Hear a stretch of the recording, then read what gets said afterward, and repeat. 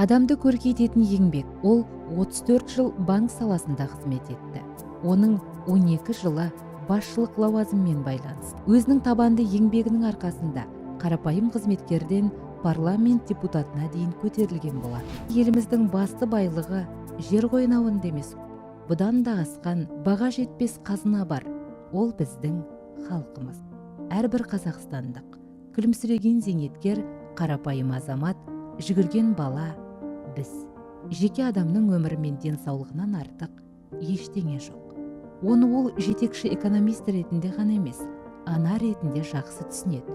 Өмірге бала келіп, оларды ер жеткізіп, аяққа тұрғызып, немере сүйіп отырған әже ретінде.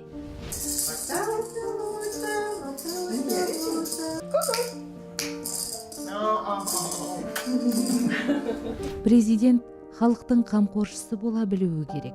Сол қоғамның дұрыс дамып, өркендеп өсуіне бар ынтасын, махаббатын, күш-жігерін салуы тиіс. Дәния Мәдиқызы әділ қоғамның орнауына кепіл болғысы келеді.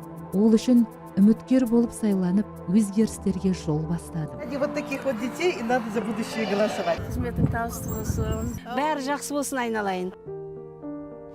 Болашаққа қадам дәл қазір, дәл осы жерде басталады.